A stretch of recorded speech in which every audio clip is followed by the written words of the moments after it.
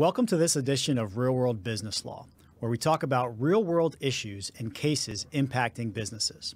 My name is Nick Johnson, and I'm a partner here at Barron's Weig Leonard, and I work in our firm's corporate and employment practice. My name is Shakir Hussaini, and I work in our transactional practice here at the firm. Shakir, great to have you on, and this is your first time on the podcast, right? Yes, it is. Yep, my first time. Excellent. Well, great to have you here. Looking forward to a really good discussion today, and hopefully more to come. So the case that we're going to be talking about, it is the case of online platform provider Parler versus Amazon Web Services. And so this is a case that's been getting a lot of attention nationally for many different reasons. And I guess before we even do a deep dive into the case, you know, one thing that we're not going to be talking about is the political side of things. That's not what we're going to be doing here, but we are going to be talking about the legal implications in this case and some of the very important business issues that our corporate clients, particularly those in the technology space, need to be mindful of. So this case is between Amazon and Parler. Parler is an online social microblogging platform where third-party users go on and post content. Amazon, on the other hand, is a cloud services provider that provides online services such as hosting to platforms like Parler. And what happened in this case is Parler has users that go on and post content. It's an alternative competitor to Twitter.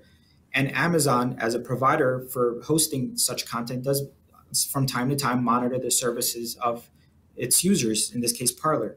So Amazon was a provider for Parler. So Parler was this microblogging company, and they contracted with Amazon to provide web-based services. Is that right? That's correct. So they have an agreement where Parler will host its software on Amazon's platform. Okay, gotcha. Okay, and so what gave rise to the lawsuit that we're going to be talking about? So Parler's users can post third-party content on the software, and under the terms of the agreement between Amazon and Parler, Parler has a responsibility to monitor the content that's being posted to make sure that it's not illegal, harmful, or offensive. And those are the terms that are in the agreement between Amazon and Parler. And we negotiate these all the time. It's very common for service providers like Amazon to have, acceptable use policies, things like that make it clear for companies like Parler, here are the expectations of your users. Here are what we expect you as this provider to do from a monitoring standpoint in case any of your end users run afoul of these provisions. Exactly.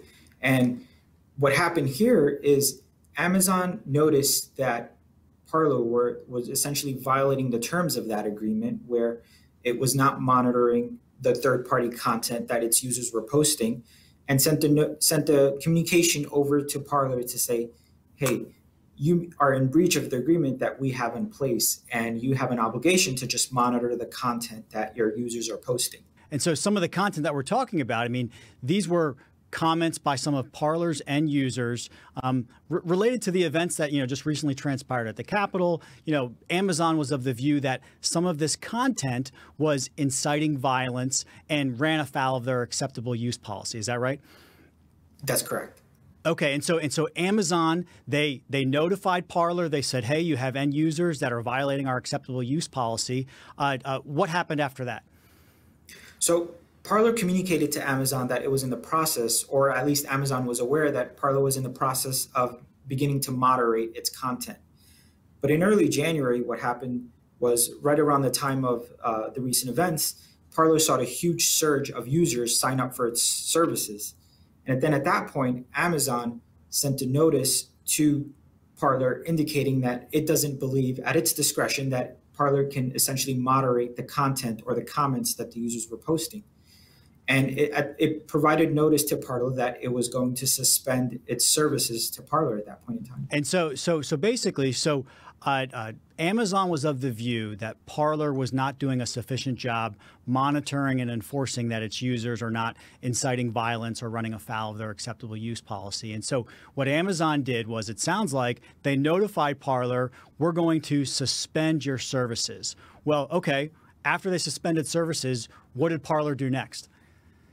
So Parler then, essentially, Amazon gave notice that it's going to suspend its services at midnight.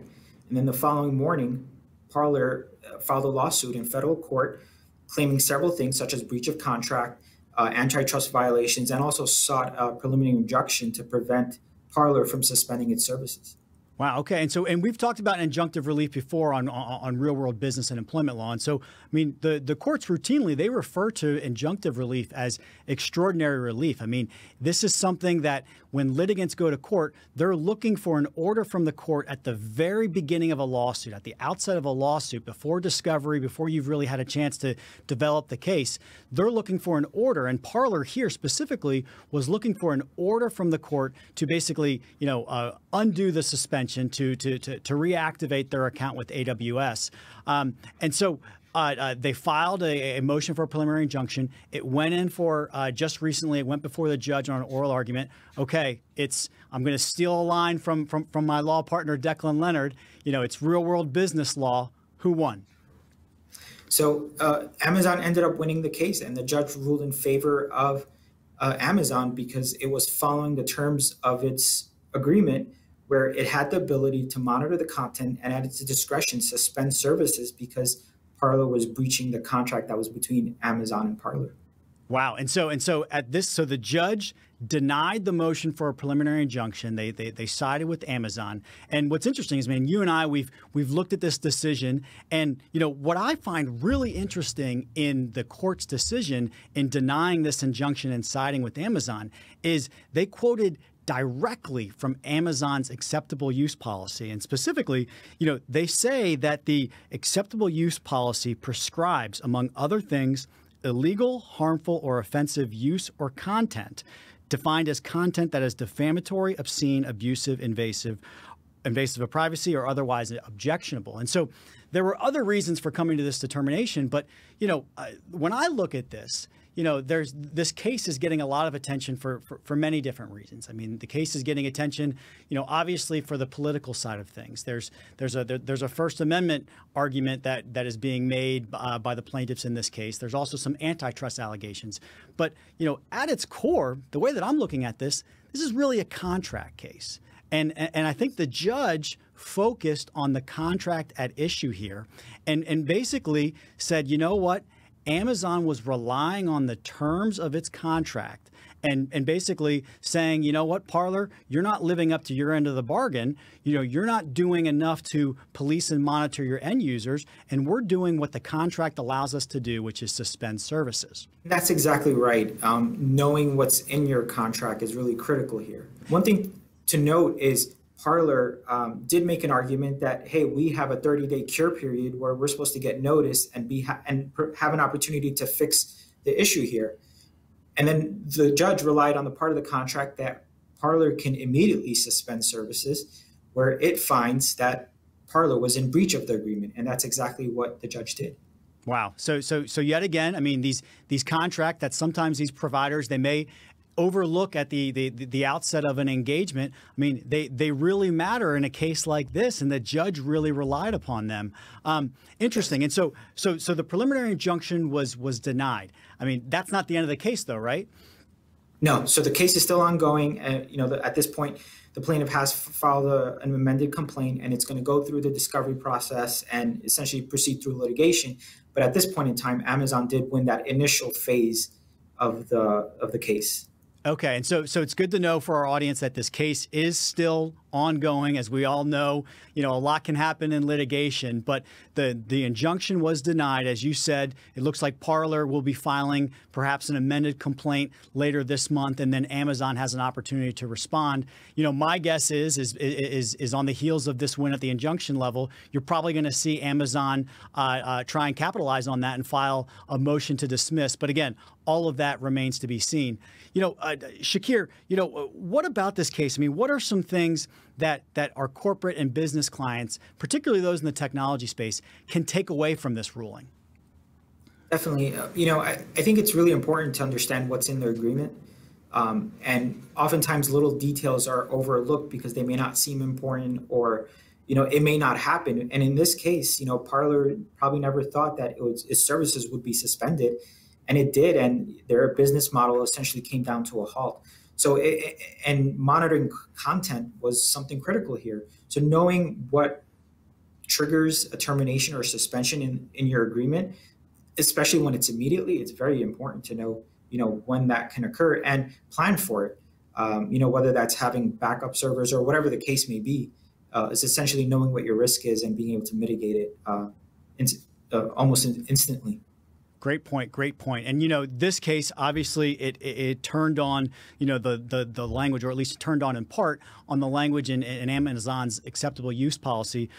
Based on your experience, dealing with these corporate and technology agreements almost on a daily basis, what are some other things that you commonly see in these types of terms of service that give companies and providers like Amazon the ability to immediately suspend services or even terminate?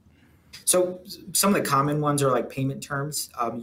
If you're not undisputing an amount on an invoice, that payment is due, and if you fail to pay that undisputed amount, that's immediate termination or suspension. Applying privacy-related laws to data that you're handling. So if you fail to follow, how data should be handled, especially with, cross-border transfers in the EU or here in the US in terms of California privacy laws, that could be an immediate reason for suspension, and also security protocols. If you're not following the proper protocols to what you agreed to, again, that gives rise to a provider or a customer to immediately suspend using your services. Wow. Well, really good stuff, Shakir. Really great discussion highlighting the importance of the terms of service. Thanks so much for your time, and thank you to our audience for tuning in today. Look forward to another discussion, and hope everyone stays safe out there.